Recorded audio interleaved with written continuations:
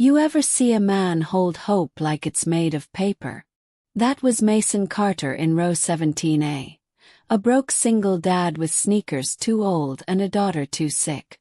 Before we begin, let us know where you're watching from. We love seeing how far these stories travel. The plane was quiet, too quiet. Not the peace kind. The waiting kind. The kind that hums just before it breaks. Across from him, executives sipped champagne. SEO3 rose up, tapped on her tablet, glancing at Mason like he was luggage. She didn't know him. But in 37 minutes, she'd call his name. And when she did, the silence would end. Not with screaming. With purpose. Mason Carter, 41, looked like he used to be strong. Now he was tired strong. The kind you earned stacking regrets. His hoodie was threadbare. His hands calloused. Next to him, 8-year-old Lily leaned on his arm. Her eyes dim but hopeful. Oxygen tubes looped her cheeks. She clutched a worn plush bunny, one ear missing. Her heart condition had wiped out his savings. One surgery left. No money to pay for it. Just a father chasing time. Claire Rowan never flew commercial. Not unless she was hiding. Today, she wore sunglasses indoors and guilt like perfume. CEO of EtherTech, she'd just buried a scandal. A malfunction in her company's AI-piloted rescue drones had killed 4 children. Nobody knew. She wasn't fleeing the press. She was fleeing herself. And when the plane jolted just slightly, Claire didn't flinch. She didn't have the energy to fear anything real anymore. But she did glance backward. Right at Mason. "Daddy," Lily whispered, eyes on the clouds. "Do you think God flies planes?" Mason smiled, the kind that breaks you. "I think he flies hearts," he said. She nodded. "Mine just needs better wings." That's when the first noise came. A small metallic thunk beneath them. No screams. Just 24 heads turning slightly. Pilot said nothing. But Claire sat up straighter. Mason tightened his grip on Lily's hand. His jaw clenched. He'd heard that sound before. Back when he repaired engines. This wasn't normal. The second jolt wasn't loud. It was wrong. The lights flickered. Overhead bins rattled. Some passengers glanced up, some reached for seatbelts. Mason's eyes darted to the wing. The engine's pitch had dropped. And then came the silence. Not all-encompassing, just enough to feel like the room changed. "Daddy!" Lily's voice trembled. He pulled her close. "It's okay, baby. Probably turbulence." But even he didn't believe it. Claire leaned forward in her seat. Her hands shook. Not from the plane. From the realization. She didn't want to die not knowing who she really was.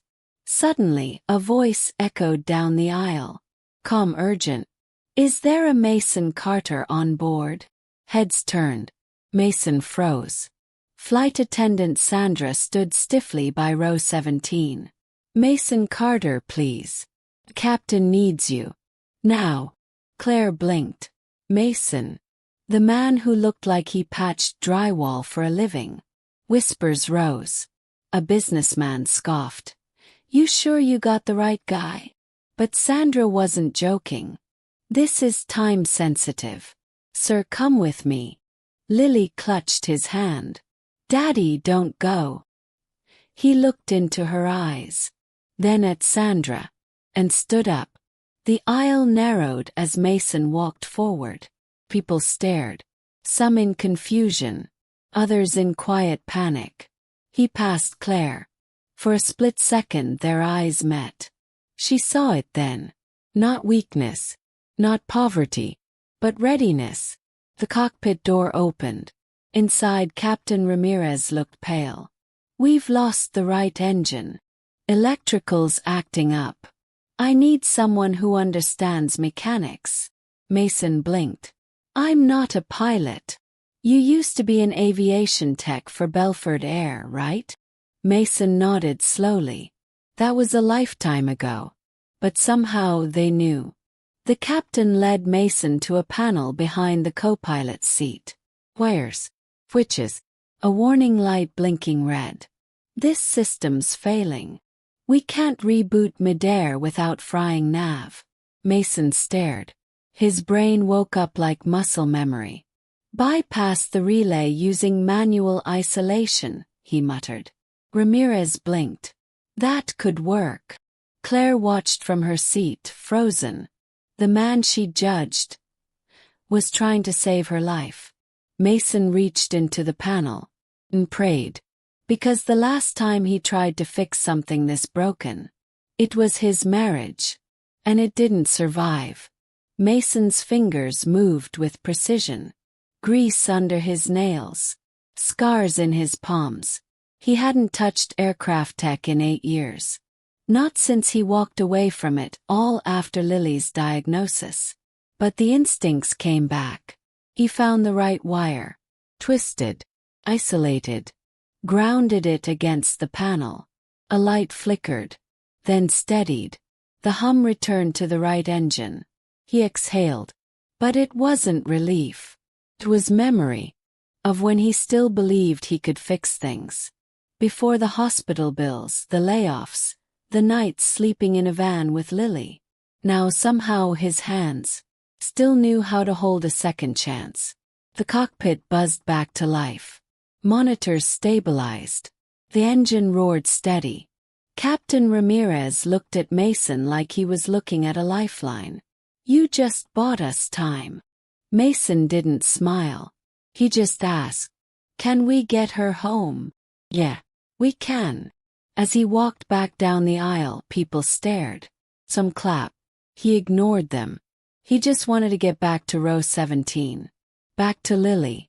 But before he reached her, Claire stood up. Wait, she said. She was shaking. I need to talk to you. Mason looked at her. Really looked. Something in her eyes wasn't polished. It was haunted. Claire stepped into the aisle. I'm Claire Rowan, she said. Mason blinked. He knew that name. The company behind the hospital's denied funding request. The one that made the tech that could have saved Lily. If only they approved it for her case. I think I owe you more than an apology, Claire said. Mason didn't speak. He didn't blink. She swallowed. My company made a mistake. I've made many. But I don't want this to be another one. She glanced at Lily. And for the first time in months, Claire Rowan felt something stronger than fear. Responsibility. Claire lowered her voice. We had a funding board meeting. Your daughter's case came up. Mason's breath caught. You denied her. Claire nodded, shame in her eyes. We called it non-essential care. I didn't even read her file. Mason's fists clenched. But Lily was watching. So he just whispered, she's not a file. Claire looked shattered. I know that now. Watching you risk your life, for all of us. Her voice cracked. I want to make it right. Mason didn't respond. Not yet. Because sometimes forgiveness needs silence before it can speak. The seatbelt sign dinged. The turbulence was gone, but the storm inside Mason wasn't. He sat beside Lily again, who smiled weakly. Did you fix it, Daddy? Yeah, he whispered. Her hand curled around his. I knew you would. Claire stood behind them, uncertain. She reached into her bag, pulled out her tablet, tapped something, then knelt down beside Lily. I just approved your surgery. Full coverage. Ethatech will pay for everything. Lily blinked. Are you an angel?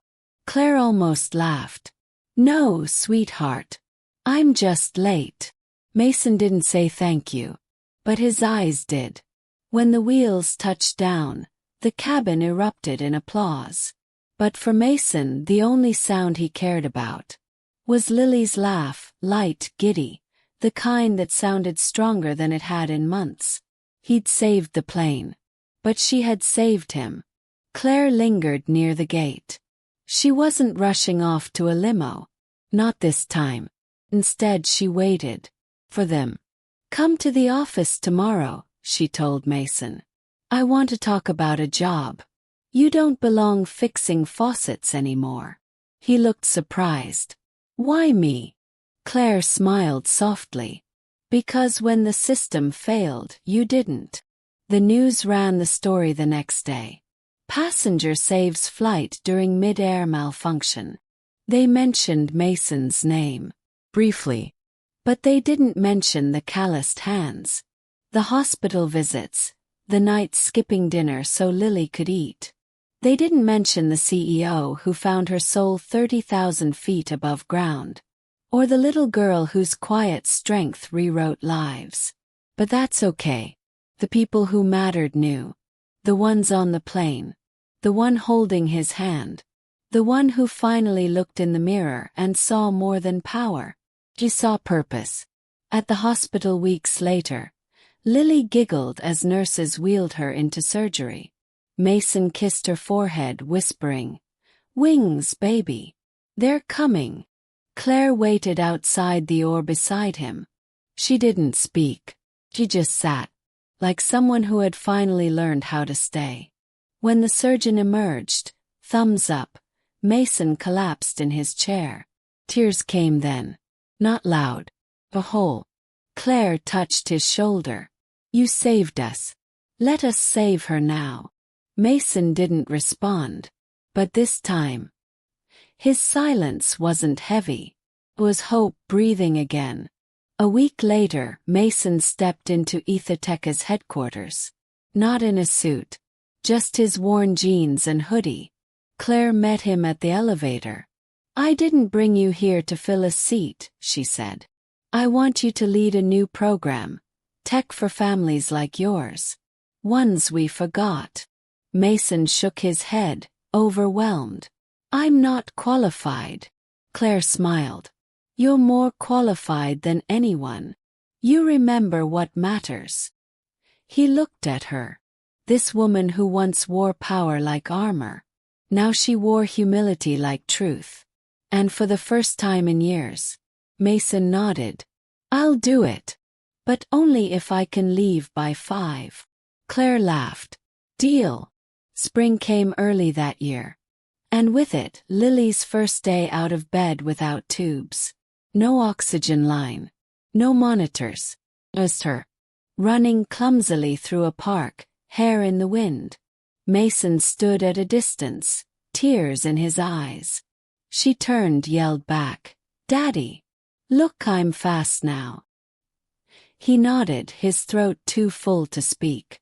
Behind him, Claire watched too. She didn't need headlines or applause. She needed this. Second chance, breathing fresh air. Child running free. Mason whispered, "Some people break machines. Some fix them. But some, they restart hearts." By summer the program was live. Mason called it Project Wings. In honor of Lily's quiet dream to fly. It helped families without insurance. It made tech human again. He hired engineers who'd been laid off. Single moms who knew systems better than spreadsheets. Claire funded it. But Mason shaped it. One evening a father came in crying. His son's surgery had been approved. Mason just shook his hand and said, "I've been where you are. You're not alone anymore." That became Project Wings' motto. Not fancy, but true. Months later, Claire received a letter from Lily. Written in purple crayon.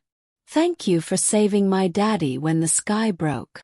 Claire stared at it for a long time. She pinned it to her office wall, right beside her Harvard degree. That night she left work early, went home, made real dinner for the first time in years. No press releases, no quarterly reports, just quiet and meaning. Sometimes redemption doesn't make noise. Sometimes it whispers. In purple crayon. The plane never crashed. But something still fell that day. Wall. Lie. An old belief that only people in suits save the world. Turns out, sometimes it's the man in row 17. With dirt on his boots and love in his hands. Sometimes the most powerful redemption isn't fixing the world. It's letting it break, so you can rebuild it right.